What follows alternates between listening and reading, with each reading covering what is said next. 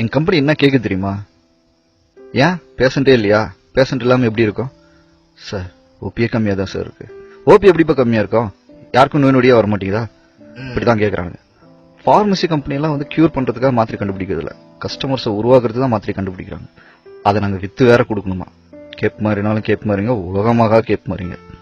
மாசமான கோடிங்கிறது அசால்ட்டா அடிக்கிற மார்க்கெட். அது தமிழ்நாட்டில இருந்து மட்டும் பார்த்தோம்னா அவ்வளோ 1.5 கோடி ரூபா போகுது. எங்க டிவிஷன்ல இருந்து மட்டும் வருஷத்துக்கு 2500 கோடி ரூபா டர்ன் ஓவர் பண்றாங்க.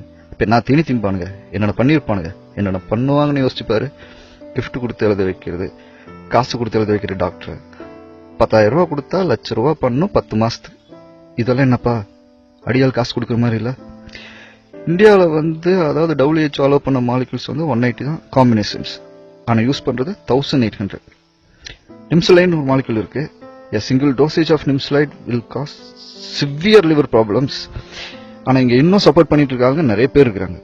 ஏன்னா உடனே பெயின் நிக்கும், போட்டு 5வது நிமிஷம் நிக்கும், எப்பேற்பட்ட வலினாலும் நிக்கும். இப்போதைக்கு வலி தீர்ந்துச்சா, என் பேர் நின்னுச்சா, நான் சம்பாரிச்சுனா போனான்னு மட்டும்தான் பாக்குறேன் டாக்டர். டாக்டரை சாமின்னு சொல்லி கும்பிடுறவங்க எல்லாம் நிறைய பேர் இருக்காங்க. ஒரு எத்திக்ஸ் வேண்டாம்னு கேட்கறேன். ஒரு நாய் ஒன்றும் வேண்டாம், ஒரு மாத்திரை எழுதுனா அவனால தாங்க முடியுமான்னு யோசிக்க வேண்டாம். ஒரு அசிக்ளோஃபெனக் பேராசிட்டமால் கொடுக்கறதா இருந்தாலும் உங்களுக்கு மூச்சு திணறல் இருக்கான்னு கேட்டுதான் கொடுக்கணும். நெஞ்சு வலி வந்தே செத்து போயிடுவான் அப்படி இருக்கணும்னு கொடுத்தான்.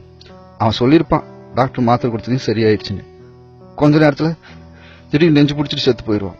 எல்லாம் என்ன சொல்லுவாங்க? விதி. நம்ம நேரம் அப்படி, எதுக்கோ வைத்தியம் பார்த்தாரு சரியாயும் உயிர் போயிடுச்சும்பாங்க. உயிருங்கிறது எவ்வளவு சாதனமா போச்சுன்னு பாத்தியா? என் ஸ்கூல் ஜூனியரோட அம்மா லாஸ்ட் வீக் இப்படிதான் இறந்து போனாங்க. அவனுக்கு அப்பா கிடையாது, அக்கா மென்டல். அவங்க தாத்தா மட்டும்தான். அவனால எந்திரிச்சு நடக்கூட முடியாது.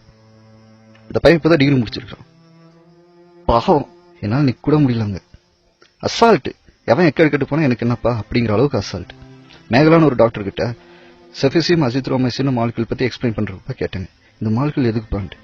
ஆர்டிஐ ப்ராப்ளத்துக்கு கொடுக்கலானதுக்கு. ரிலேஷன் காம்பினேஷன் தெரியுமா? இது 2 ஆன்டிபயோட்டிக்ஸ் ஒட்டுக்கா கொடுக்கூடாதுப்பா. அக்காக்கும் தம்பிக்கும் கல்யாணம் பண்ணி வைக்கிற மாதிரி. அதுவும் கிட்ஸ் பிரெக்னன்சி லேடிஸ்க்கு கொடுக்கவே கூடாது. எனக்கு தெரியும் நிறைய டாக்டர்ஸ் எழுதுறாங்க மார்க்கெட் ஷேர் அதிகமா இருக்குன்னு. ஆனா நான் என் பேஷண்ட்ஸ் பிரிஸ்கிரைப் பண்ண மாட்டேன்ப்பா.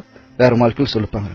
இவங்க டாக்டர் இவங்கள மாதிரி ஒரு டாக்டர் பாக்குறதே வேற ஒரு டாக்டர் கிட்ட எக்ஸ்பிளைன் பண்ணும்போது levocetirizine and montelukast is efficient with Indian patient சொல்றப்ப சிரிச்சேன். புரியல சார், எதுக்கு சிரிக்கிறீங்கன்னு. இந்தியன் பேஷண்ட்ஸ் மென்ஷன் பண்ணியா, அதுக்கு சிரிச்சோம்ப்பா. நம்ம ஆளுங்க மண்ணை கொடுத்தாலும் தின்னுக்குவாங்க, டாக்டர் கொடுத்தாங்க. அப்படிதான் இருக்கு நிலைமை. ஆட நம்ம ஆளுங்களுக்கு வெள்ளரிக்காய் என்ன வேலை, வெங்காயம் என்ன வேலைன்னு தெரியுது. டாக்டர் கிட்ட இந்த மாலிகுல் பத்தி கேட்கிற அறிவு இல்லையே. ஸ்டாண்டர்டா தெரிஞ்சிருக்கணும். கனடால யூஎஸ்ஏல வந்து ஒரு டாக்டர் மெடிசன் கொடுக்குறாருன்னா, இன்னத்துக்கு சார் இந்த மாத்திரை குடிக்கிறீங்க, ஏதோ சைடு எஃபெக்ட்ஸ் இருக்குமான்னு கேட்பான். மாலிகுலோட நேம் எழுதுதான் அங்க சட்டம் இருக்கே தவிர பிராண்ட் நேம் எழுத இல்ல. அதாவது ராய்பிரசால் 20 mg எழுதுவான், என்ன பிராண்ட்னு எழுத மாட்டான். கூடாது. நெட்ல அவங்க ஒரு பிரிஸ்கிரிப்ஷன் சாம்பிள் அடிச்சு பாரு வரும். அம்பூர் டாக்டர்ஸ் ஒரு கம்பெனிக்காரன் கிஃப்டோ பணமோ கொடுத்தா அதை தான் எழுதுவான். என்ன பிராண்டு, சைடு எஃபெக்ட், ஒரு கருமத்தை பத்தியும் கவலை கிடையாது. சாவுறதுன்னா சாவங்கடா, எனக்கு காசு வருது. கொடூரம், உச்சம். கந்துவடி காசு வாங்கி கொடுத்து ஆப்ரேஷன் பண்ணி செத்து போனவங்க நிறைய பேர் இருக்காங்க. அதெல்லாம் நினைச்சா மனசு ரொம்ப கஷ்டமா இருக்கு.